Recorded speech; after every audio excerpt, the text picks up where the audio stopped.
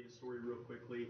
I know a lot of folks like to hear it, and then see if we can't get to the Q&A part as quickly as possible, because that's probably where I'm most comfortable and probably where it could be the most helpful to folks. So, as Justin said, I left the federal government after 8 years of employment in 2009. I don't know if you have ever seen those crazy individuals that jump out of aircraft for a living into forest fires, like on CNN or anything. I did that for 6 years of that 8, and then took an administrative job as a National Office employee at the Bureau of Indian Affairs, the National Emergency Fire Center. Did that for about 2.5 years, and decided that I could do better, and cashed in my thrift savings plan and walked out of my cubicle there at the National Fire Center one day and moved back home to Oklahoma and left it all in the rear view, and here we are. So when we first moved back home to Oklahoma, the assets on the balance sheet of Chloeta were literally a laptop and a pickup truck. That was it. And one employee, myself. And no money, no business experience, no business degree. So we set out. And initially we were housed in a dirt floor barn in Jay, Oklahoma. We worked out of my grandpa's barn for about 2 years with no electricity and the dirt floor. And we, when I worked at the National Emergency Fire Center, I saw the volumes of revenue that some of the other contractors nationally were earning providing services to the Forest Service and the Department of Interior and FEMA. And I realized that, in my opinion, they did a pretty low quality job, and that I felt like we could do a lot better, especially I built a company around type 1 individuals in that marketplace, i.e. the kind of folks that jump out of aircraft for a living. And that's what we did. So initially we didn't have the past performance we needed to get that first round of contracts. So for 2 years we were doing day labor out of my grandpa's barn, dirt floor barn. I'd go out with a couple of buddies from Idaho, Montana that I had worked with out there for the Forest Service, and we would go burn Farmer Joe's pasture for $200, $300, $400 of cash, split up the money equally at the end of the day, go do it the next day. And it was just trying to survive the day and then survive the week. And that was pretty much the story of the business for the first 24 months or so. That led to us getting our first round of contracts, which were mostly call when needed, blanket purchase order type contracts, but were still really big to us at the time. Developed past performance in that field over a couple of years span, and then started doing an increasing amount of work for especially on sole source 8A contracts, started getting into some much larger types of contracts, and then started doing cost plus and more time materials type work over the last couple of years, and that's really what's fueled our growth. I mean, we hit several plateaus of growth from 2009 until now, and that's been the biggest driver, biggest catalyst for our growth is those time materials type contracts for sure. So. And yeah, we've grown from where we started to we're pushing almost 500 employees. We count all of our independent subs and all the employees of the subsidiary companies and stuff, and offices in 6 states and British Columbia, and came a long way since 2002. So the other part of my story that I wanted to relay to everyone is when I set out, no one gave us any hope of survival, let alone success, right? But there was one group that did believe in us from the outset, and that was the business owners and business people of Indian country. And I can give you a couple of examples of that. One is, and I heard one SBA person in here, so don't take this the wrong way, but this was not Oklahoma District, this was in another state. But I had this idea, right, for this business, and this was about the time I was about to leave the federal government. And I went to the SBA, and they weren't necessarily discouraging, but they also weren't extra helpful. This was, once again, like I said, another state, not Oklahoma District. And they said, here, go talk to one of these SCORE people. SCORE is a great program, retired executives that can mentor and provide assistance and stuff to young entrepreneurs especially. So I went and saw the SCORE person. I had a business plan that I had cranked out, and I felt like it was pretty robust. It was like 30 pages, I thought I was an athlete, put some time into it, and he just ripped it to shreds, and he said, this is not a good business model, this is never going to work, and I would suggest you stick with your day job of being a federal employee. And I said, okay, copy that. And I took the business plan, I walked out the door. And that wasn't the only time or the first time that happened. There was a ton of that sentiment. When I left the national office of the DIA, a lot of folks chastised me for leaving being in the kind of position I was, the age I was, and not having business experience, not having finances to fall back on. A lot of people thought it was nuts to just leave and step out like that and try it and see what would happen. Another example is this was in about 2010 to 2011, as we began to get that first round of Forest Service contracts, those kind of call when needed firefighter staffing contracts. We had a need for financing. Obviously, to cash flow those contracts, we had a need for a line of credit. Well, good luck when you're 26 years old, and if you think about it, we're in 2009 and 10, peak of the economic downturn, no business experience, no assets to speak of, no independent wealth. Try going into a bank and getting any kind of lending for an unproven brand new small business startup. Not going to happen. So, I personally went and pitched 17 banks in 4 states and was told no in 2010, that they could not lend to us. And you'd be surprised to know that the one bank that would lend to us was Native owned, and it was Bank 2. And had it not been for Bank 2, there's no doubt we would not be in business today, because they were the only bank that was willing to take a chance on us. And to a great degree, it was because we were Native owned and they believed in our business model and our business plan and our business idea, and were willing to take a chance on us. And obviously we kind of outgrew that relationship, but and moved on to other banks. But in hindsight, there's no uncertainty in my mind that had it not been for Bank 2, I wouldn't be standing here today. We would not be in business. And then, so going back to my SCORE story, so I went to the SCORE representative or counselor, and he was not so encouraging. And so when I first moved back to Oklahoma, the very first week, I started seeking out any kind of free small business help I could find, and there's a lot of it out there. People don't realize how much of it is out there. And for about 2 or 3 years, those people got real tired of seeing me. The OVAN people, the PPAC people, even people at my tribe would go, great, here comes Masters again, because I just wore them out because I had no money and I needed to learn, and that was, besides Google, that was a way to learn. So anyway, so right after the SCORE kind of fiasco, it was really deflating to me, but I kept going. I moved back home to Oklahoma, and I thought, surely my tribe does something to help entrepreneurs, and my mom and my grandma are both employees of the tribe and have been for their whole lives. And I asked them, and they said, yeah, there's a small business center down at Tahlequah. Why don't you go down there and talk to them? And so I went down to Tahlequah right after I moved back to Oklahoma, and I sat down with an individual named Mackie Moore, who many of you know, and that was the first sign of encouragement that anyone had ever given me. So after the first 6 or 8 months of planning the business, being told by so many people that it wasn't a viable idea, Mackie's exact words were, come on in, have a seat, let's look through your business plan, let's see what's doable, what's not, let's see if we can try and figure this out for you.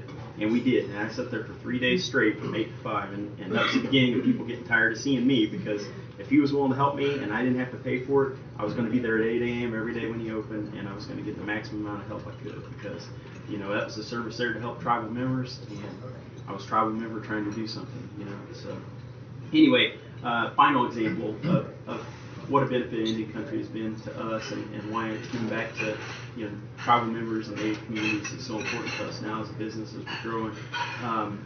It is Pamela Bickford, and a lot of y'all are very familiar with Pamela and Paul. That's another person that I could stand here today and tell you without hesitation, if it weren't for Pamela, I know we wouldn't be in business today. And that was due to the fact that she was perpetually encouraging to me.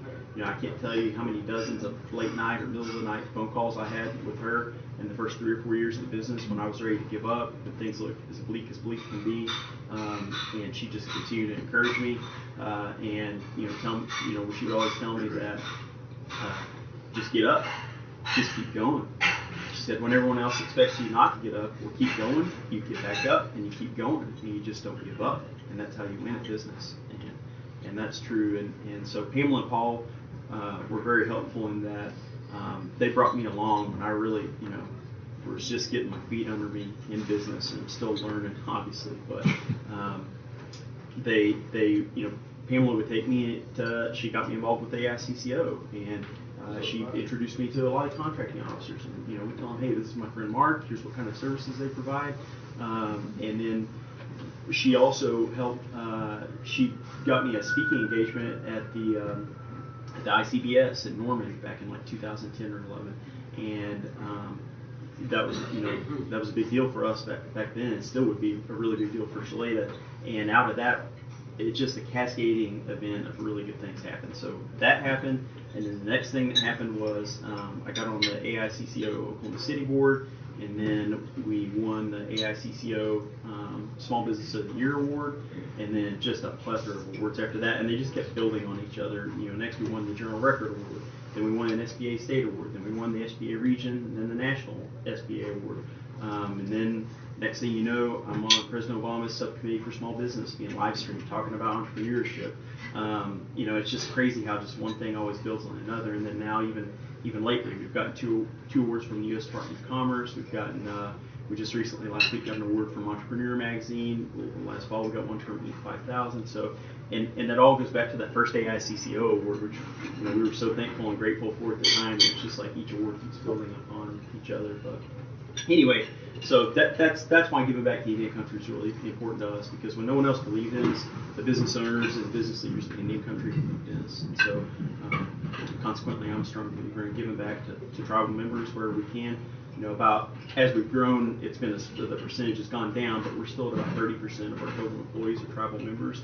And for a couple of years, that was well over half. It bounced between 50 to 75%. So that's important to us. Giving back to Native communities across the U.S. is really important to us. So anyway, that's that. With that, let's open it up to Q&A, and hopefully I can be of some value to y'all there. Anybody any questions? Yes, ma'am. I'm interested in how you scale your business.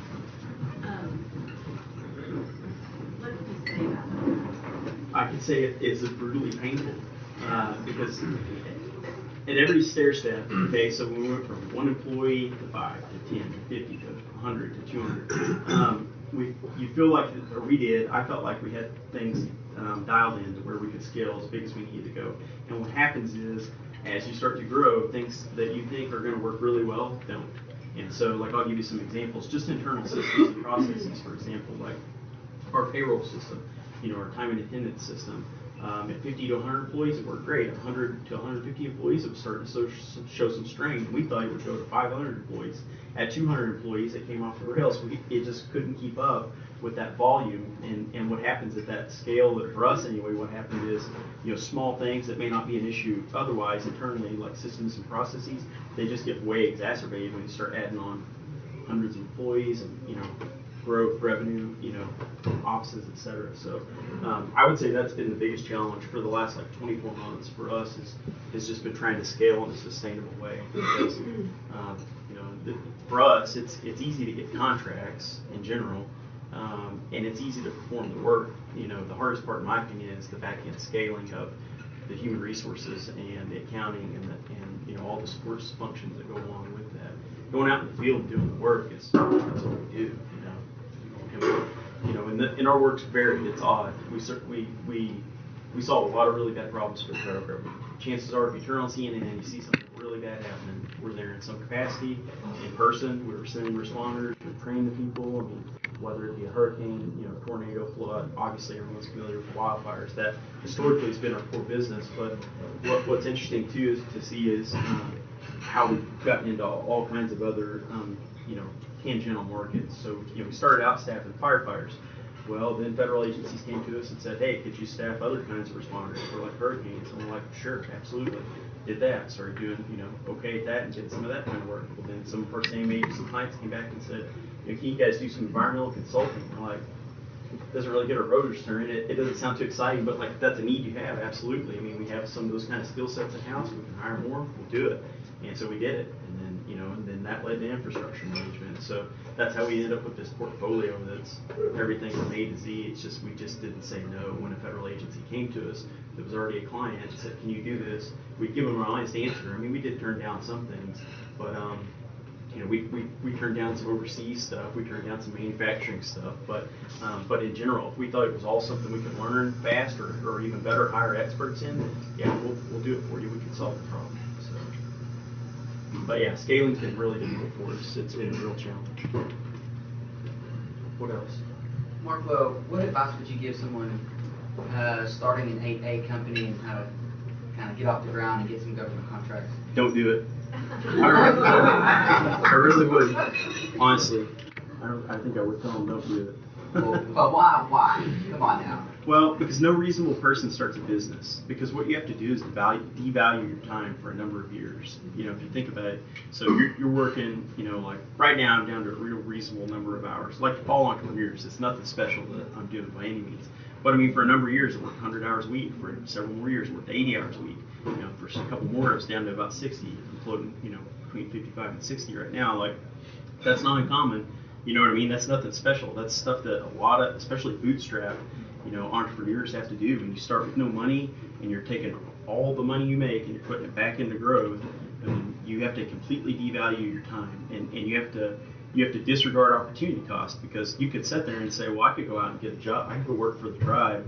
I can make X, Y, Z, and I got benefits, and I know I'm getting a paycheck every 2 weeks. And so, you know, I just think you have to almost be not quite right in the head, to be honest, because you have to be able to defer the benefit, you know, defer the gains. You're like, okay, I know this is horrible right now, and for 5 years I'm working for less than minimum wage, but hopefully at some point down the future, you know, down the road, it'll be worth it. So, perpetual optimism. But anyway, for someone that wants to start an 8A company, what I would recommend is do what we did. So we came right out of the gates, and we got our 8A, and that's a whole other story. We had applied 8 times in like 16 months, and it was a battle to get it, but we did. And in hindsight, that was actually a blessing in disguise with 16 months. But if we would have waited another 1 to 3 years, we would be in better shape right now, because what happened is, and this happens to a lot of 8A companies who hear this, we got our 8A, but we weren't large enough at that time to really take on large sole source contracts. And it's a finite number of years. You know, a tribal 8A is indefinite, like everyone knows, but, you know, being an individual tribal member, it's 9 years. And so, you know, for us, probably half of that 9 years, or maybe not half, but the first 3 years were somewhat wasted, because we were such a small company. You know, trying to get the attention of contracting officers, trying to get them to give us contracts was difficult, even if they had, you know, our capacity to do the work was nascent at best, you know what I mean? And so really in the last 2 or 3 years is when we started to get the larger sole source contracts, 8A, and in hindsight, you know, we're seeing that finish line coming up here real quick in about 30 months. And so if we would have gotten the business a little bit better established in federal contracting for a couple of years, and then went after getting our 8A, then we'd be probably in a better position. Small businesses and all businesses struggle with hiring. I'm very impressed with your staff and who you hire. I'm really impressed that most of them are Sooners, but what avenues do you have that you look at hiring people, or outlets? We hire slow and we fire fast. And I think that's to a large degree part of our success of our team. And also, you know, a lot of the folks that work for us have been with us a long time, like our key folks. And also, you know, this is an indicator to me, something I'm real proud of. We have a lot of employees, probably 2/3 of our office staff in Oklahoma City, that left for other career opportunities and ended up coming back to us. And I think that says a lot about just, you know, our place of employment, the way we treat people, because, you know, whenever folks get an opportunity in their career and you tell them, hey, good luck, go for it, go do it, and then maybe 2 or 3 years, you know, later something comes back around and you can offer them a good position again and get them back on, then, you know, that's been a big deal for us. I don't know, hiring, you know, we're just really lucky, you know, to be honest. I mean, it's good positioning, but when it comes to like this, you know, staffing of responders, that's a challenge. I mean, that if you think about it, so we said this in a meeting, we were in a staff meeting yesterday, and what we do really at Chloeta is we're a temp staffing company in federal agencies, and it may be we'll give you a firefighter for a day, or maybe we give you a planner for 12 months, but at the end of the day, we're a temp staffing agency for the federal government. And so we're constantly recruiting, we're constantly building a database, we're constantly networking, because, you know, we never know what kind of opportunity is going to come up in the future where you might need, you know, a skill set that you would have never guessed. So. Anyone else? Yes, ma'am. We have the trifecta certification, like 8A has some minority-owned business, female-owned business, and we did like a year of we got certified last year, and we pretty much got all the certifications at once because we worked on them pretty consistently. And I think that was probably a mistake because we'll roll out, but we didn't have any advice. I mean, what we went through, like you talk about, I don't want to say anything about SBA, but what we found out was everybody has a kingdom. We would go to these conferences and these seminars, and everybody did something different. And so the one thing, like we did all these RFPs last year that took copious amounts of time, and I couldn't focus on my revenue generating business because I was doing all of that. And we finally decided, you know, we're going to keep pushing forward but it's the sole source thing. We don't have enough, even though we've been in business for 10 years, we have one government contract with the Army National Guard, but we don't have, and we tried to team with people. And so our process is we just signed up with a consultant to talk to them about software to do some lead generation with the actual procurement officers. And so do you think that's the next step for us, as opposed to just doing RFPs and hoping for the best? Let's talk about it after this. How's that sound? Sorry. No, you're okay. Specific. No, you're okay. No, it's not. No, it is super specific, and I just want to give you my blunt opinion on it. In general, what I would say, what's worked well for us, I can only say that. The consultants in general are like vultures out there, because when you start winning 8A sole source contracts, they are knocking at the door all the time, and they always have some snake oil to sell you. So some of them are good. I mean, we definitely have used a couple over the years, but in general, we try and avoid those type of services. We're really lucky because all of our key employees are ex-federal, employees from Washington D.C. office all the way to the field level, and so we know the policies and procedures of the agencies we serve. We know the culture, we know the people because we were those people, and so we have a big leg up on that. In the civilian agencies now, on the military side, like the last 2 years, as we've done way more military work than by far the last 2 years. We were kind of in the same boat because we have some folks that have prior military service, but they were mostly lower level enlisted or lower level officer type folks. We don't have a lot of high level folks coming to work for us, and so we had a lot of the same problems. Like, where do we start? Such a huge agency. Like, who do you talk to? And what are their internal budgets like? What are their internal policies like? So I can definitely relate to some of that. But yeah, let's visit after this if you have a second. Mark, I would just say that for 8A business and government contracting in general, it's still an insider's game. You have to figure out where you want to go and where your business is going to be, and then you have to get inside. Maybe it's by your hires, maybe it's by your friends and relationships, but it's not one that you can just do software and have it pop up because everybody else has the same information. Yeah, I mean, like, so a couple examples for us, like the first really large 8A sole source contract we got was for the and we worked that deal for about 2.5 years in advance, and it has a wildfire problem, and they have a lot of high value technology and a lot of high value infrastructure that's threatened by wildfires, and it's never really been fully addressed. And so that was kind of the sales pitch that I made for about 2 years to them. Was that, hey, we can help with this problem, planning and training and hiring, and that was kind of our first 8A sole source, big one. And then from that we got another work, and then we got some work that was kind of related. Or I'll give you another example. We've been trying to get in with for years. We knew that they do a lot of incident management, a lot of emergency management stuff, and just couldn't break in because we didn't have past performance, we didn't know people, same problems. And we randomly got a sole source contract from the state last fall, and that is grant funded. And so now we got past performance, right? So I'm like, this is perfect. I'm trying to get them. Now I got something to show. And then, so I took that back to marketing them real hard. We got our first sole source contract last week from, which is, agency under for some work on some reservations in Wyoming and Montana. And then looks like as of yesterday we may have gotten another contract in Albuquerque. And so it's just it's just using whatever you have. There's this old quote that I had up in my office for a long time that said, use what you've got, start where you're at, or something to that effect. And so that's just when we got that contract immediately, we're like, this is perfect. We've been trying to get in with they can be a client. Now we've got something to show them to say, hey, this is kind of past performance because we have to follow guidelines. It's grant money. Can you give us a contract? Here's what we can do. We want to help you.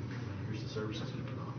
Mark, did that fall under buy-in then? How did was it procured 8A, still have some? How did you do that? One was the first contract, the one that just got awarded like a week or two ago was 8A sole source, and then the one like 2 days ago in Albuquerque was which which is our first Buy Indian Act. And I'll tell you something else, Kate. I thought of you the other day. You know, I've never seen a DOI non-DIA Buy Indian Act award until about a week or two ago. I saw the Fish and Wildlife Service did one, and to my knowledge, that's the very first. You know, the DOI can use it department-wide, but that's the first one I've actually seen where the Fish and Wildlife made a. They're coming into that. Yeah. So that's encouraging too. What else? Mark, you're on the ground level and fighting fires and responders. Where do you see climate change going with drought, fire, flood? Sure. Because that's kind of the pattern, right? You got a lot of drought, big fire comes along, and then big rains come along, which create mudslides, things like that. Fire seasons starting earlier, lasting longer. Where do you see, 25 years? Yeah. So there's a reason we have a full-time meteorologist at Chloeta, and it's because the weather drives a lot of our, disasters in general, if they're natural in any way, the weather's the catalyst. Regardless of your political affiliation or beliefs, I mean, what I can argue for fact is that over the last 30 years, we know that fire seasons are getting longer. We know we're burning more acres per year nationally. We know we're having more wildfires per year. And you can extrapolate this out to other disasters. The wildfires is just what we're most familiar with. So yeah, something's happening, and whether you want to call it climate change or not, we're definitely seeing some sort of dynamic activity out there where, in my opinion, certain types of natural disasters are increasing every year, and you can look at the data on that, and the data doesn't lie. So, as our accounting department says, people lie, numbers don't. So, but yeah, we always joke, we're disaster capitalists. We don't want to wish bad things on good people, but when really bad things happen, we hope that we're there to help. So, climate change and population growth are in our favor from a wildfire standpoint, for sure. Have you had the satisfaction of sending copies of articles and pictures of all the awards to your naysayers? No, I haven't. That sounds like something I would do. It's a good idea. No, I haven't. I just try to focus that energy in a positive way and move on that road and get some more contracts. So, what else? Anyone else have any questions? I appreciate it.